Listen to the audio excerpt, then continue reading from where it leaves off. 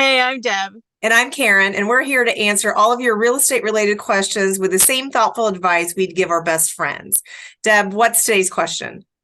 Today's question is, what is going on with the real estate market right now?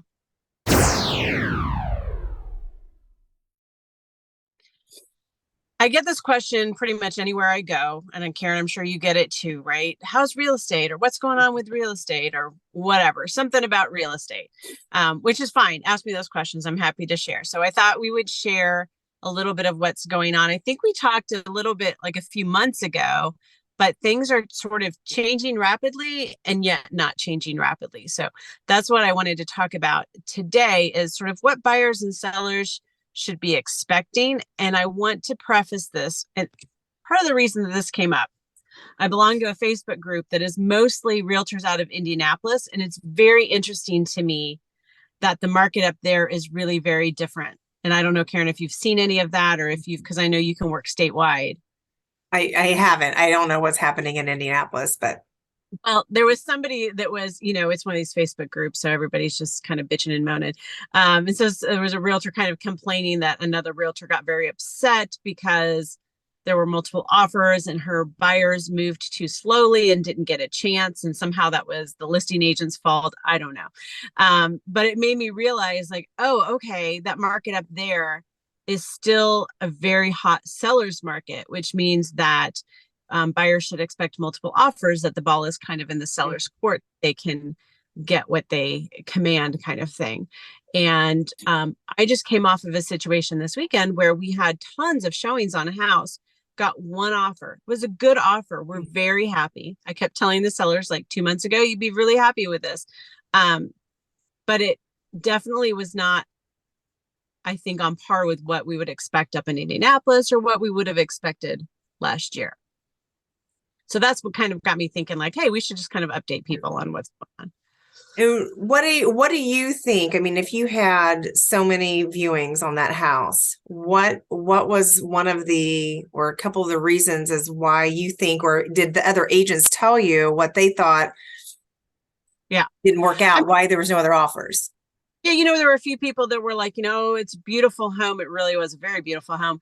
The layout's not going to quite work for my buyers and that kind of thing. And so I felt like buyers are still being very particular. I mean, they know they're still paying top dollar for homes. And so they want what they want. And in Bloomington, they are not going to settle. They are not going to buy out of desperation. Most of the people are kind of already settled in wherever they are right now, and they don't have to buy. They just want to buy. And so when you're in that situation, you're not going to force a round peg into a square hole kind of thing. Yeah. But what was really interesting to me was that I had at least 3 realtors that I can think of off the top of my head, 3 say my buyers love it. They're so excited, but they need to go get pre-qualified. And I felt bad for them because we talk about this. Do we not talk about this all the time? Yeah, we do talk about it all the time. And I think other agents are always talking about it as well. Like, Yes, show me your letter, show me your pre-approval letter. but they knew that they could not make an offer without being pre-qualified, and they just didn't have their ducks in a row. There was one buyer who thought she might need to sell her current home before buying, but she wasn't sure about, like, she hadn't even looked into any of that. Hmm. And so that was very eye-opening to me. And so we're going to beat that horse dead and keep sending that message out. Get pre-qualified. How hard is it to get pre-qualified, Karen? It's not very hard. And if it Half is, of work. wait, what'd you say? You have to take a day off of work to do it? No, no, no, no, no. You can do it in the middle of the night behind Yeah. your computer screen if you want to, and then your lender's going to get back to you first thing the next day. But I think too that if you don't know if there's going to be any complications, right, in your pre-approval, that's even more so to be like, let's get this show on the road as far as that part's concerned, because you may feel everything's good, everything should be fine, but there could be something in there. You want to be able to go view that house, and as you're walking out, talk with your realtor to say, I want to make an offer on this. And I will tell you, that was a very, very important factor to my sellers.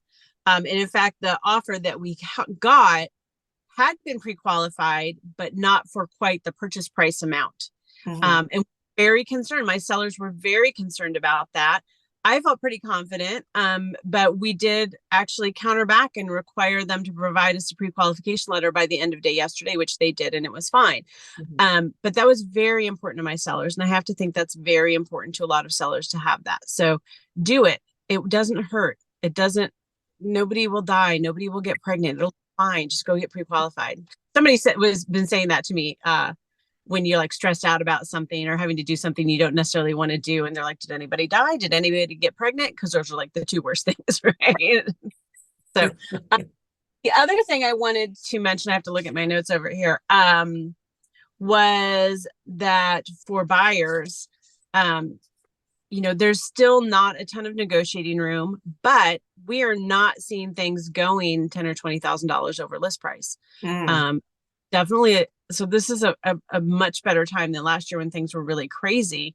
And in fact, the people who made the offer on this house the other day got in a little bit under list price because it was a good, solid offer. And we're like, let's do it, because sellers are seeing the value and being done and moving on. So this is a good time where you've got a little more wiggle room as a buyer. If it's the first day on the market, you may not have much wiggle room, but if it's been on for a week or so, you might be able to get some closing cost assistance and things that we just weren't seeing last year. So that's certainly, I think, a positive to consider for buyers. Yeah. Absolutely. And it's right in time, it's summertime, and this is the time I always feel like people, once we get through the Memorial Day holiday or the weekend, but, if they're wanting to be settled into a different location before school starts, this is also that time to be getting that part ready.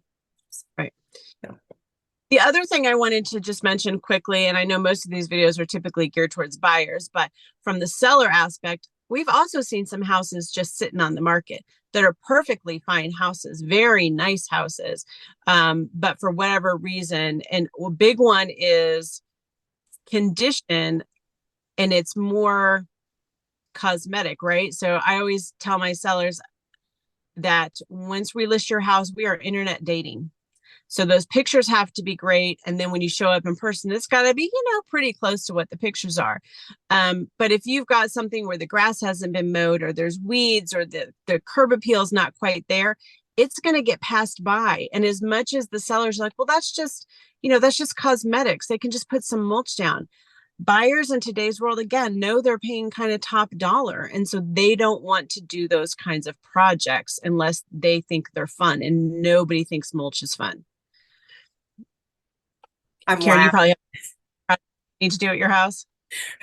We need to do that, but I was just with my brother over the weekend, and he had a tree fall down, so he's creating his own mulch. But it's a process. But you're right. Yeah, they just don't do that, and so I think thinking that it's a seller's market and that I can just throw my house up on the market with bad pictures and not really do much to it.